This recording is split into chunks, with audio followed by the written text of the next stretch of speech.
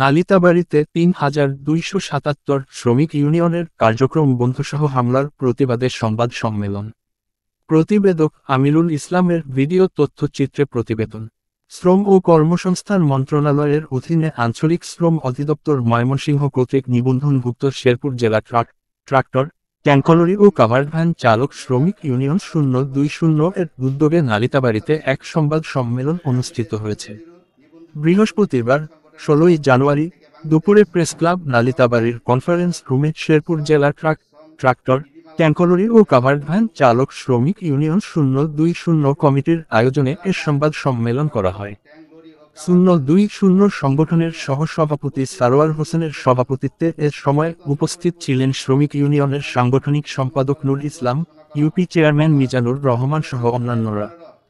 নালিতাবাড়ীতে শ্রমিক ইউনিয়ন ৩,২৭৭ এর চাঁদা আদায়সহ অবৈধ কার্যক্রম বন্ধ ঘোষণা ও হামলার প্রতিবাদের সংবাদ সম্মেলনে লিখিত বক্তব্য পাঠ করেন শেরপুর জেলা ট্রাক, ট্যাঙ্কলরি ও কাভার্ড ভ্যান চালক শ্রমিক ইউনিয়ন রেজি নং 020 ময়মনসিংহের নালিতাবাড়ী কমিটির সাধারণ সম্পাদক মোক্তার হোসেন।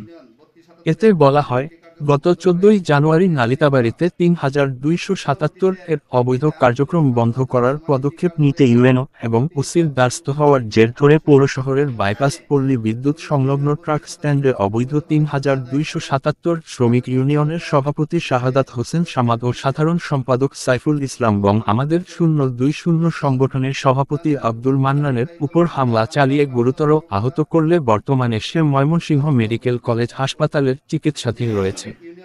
এ ঘটনায় আমি সাধারণ সম্পাদক বাদী হয়ে থানায় লিখিত অভিযোগ করেছি। আমরা এ ঘটনার নিন্দা ও প্রতিবাদ জানিয়ে প্রশাসনের কাছে অবৈধ ৩,২৭৭ শ্রমিক ইউনিয়নের কার্যক্রম বন্ধসহ আসামিদের গ্রেপ্তার ও ন্যায় বিচার দাবি করছি। এ ব্যাপারে বক্তব্য জানতে শ্রমিক ইউনিয়ন ৩,২৭৭ এর সভাপতি শাহাদাত হোসেন সামাদের ব্যবহৃত মোবাইল ফোন নম্বরে বারবার চেষ্টা করে ফোনটি বন্ধ পাওয়া যায়। Amirul Islam, ANB news 24.com, Nalitabari, Sherpur. ৩০-৪০ জন দেশীয় অস্ত্র নিয়ে অতর্কিত হামলা চালায়। এতে আব্দুল মান্নান গুরুতর আহত হলে তাকে প্রথমে নালিতাবাড়ী হসপিটালে নেওয়া হয়, তারপরে ময়মনসিংহ মেডিকেলে রেফার করা হয়, ভর্তি করা হয়। এই ঘটনায় 15 জানুয়ারি বিকেলে শ্রমিক ইউনিয়ন 020 এর সাধারণ সম্পাদক হিসাবে আমি মোক্তার হোসেন বাদী হয়ে নালিতাবাড়ী থানা লিখিত অভিযোগ দাখিল করি।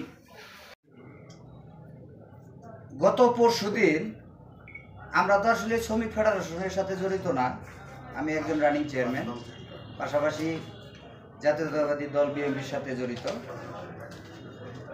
বিগত পরশু আর কি আমরা খবর পাইলাম যে একজন এই ড্রাইভারকে মারধর করা হয়েছে। কেন করা হয়েছে আমরা তাও অবগত না, যে খুব মারছে এটা শুই না আমরা কিছু লোক যে একটা ড্রাইভারকে কেন মারলো বা সে একটা সংগঠনের সভাপতি, এটা দেখার জন্য আমরা হসপিটালে আসছি। আসার পরে আমরা দেখলাম যে ওই খুব তারে ধৈরা একা খুব মারপিট করছে শুনলাম। তারপরে আমরা ওসি সাহেবরে অবগত করলাম বিষয়টা। অবগত করলে ওসি সাহেব সেকেন্ড অফিসার নজরুল সাহেবরে পাঠাইলো। পাঠানোর পরে তারে দেখলো, ছবি টবি করলো, জিজ্ঞাসাবাদ করলো কে কে তারে মারছে। এটা জিজ্ঞাসাবাদের পরে তার অসুস্থতা বেশি থাকার কারণে আমরা তাকে ময়মনসিংহ ট্রান্সফার করার জন্য অ্যাম্বুলেন্সে ময়মনসিংহ পাঠাই দেওয়া। সাধারণভাবেই আমরা জনপ্রতিনিধি হিসাবে বা রাজনৈতিক নেতৃত্ব দেই বলে মানুষের কোনো সমস্যা হইলে আমরা সেখানে যাইতেই পারি। এটা কিন্তু গ্রুপিং লবিংয়ের কোনো বিষয় না, যেহেতু আমরা শ্রমিক ফেডারেশনের সাথে জড়িত না। সেই ক্ষেত্রে আমরা এইটুক কাজ করার কারণে আমরা যারা একসাথে আমার সাথে যারা রাজনীতি করে, বিল্লাল আমার বাইকনা, পল্লী বিদ্যুতে তার রড সিমেন্টের একটা বড় দোকান আছে, পিছনে একটা জায়গা আছে যেটা আমরা একটা ছোট্ট অফিস করে অনেক সময় আমরা ওইখানে রাজনৈতিক কার্যক্রম করে থাকি। আমরা ওইখানে আলোচনা কইরা মান্নান বাইরে ময়মনসিংহ পাঠাই দিয়ে আমরা ওইখানে কিছুটা আলোচনা করে আমরা চলে গেছি জার্জির বাড়িতে। তো বিল্লাল স্বাভাবিকভাবেই এই তার ব্যবসা বাণিজ্য যেহেতু বড়, তারা কয়েকজন ওইখানে হিসাবপাতি করতেছি। রাত্রের 1টা বাজে, তার প্রতিষ্ঠান যেহেতু বড়, হিসাবপাতি করতে তো একটু সময় লাগবেই। ওই সময় অতর্কিতভাবে রামদা এবং অন্য অন্য দেশীয় অস্ত্রপাতি নিয়ে সামাত আপন সহ সামাত আপনের নেতৃত্বে ওইখানে হামলা চালায়।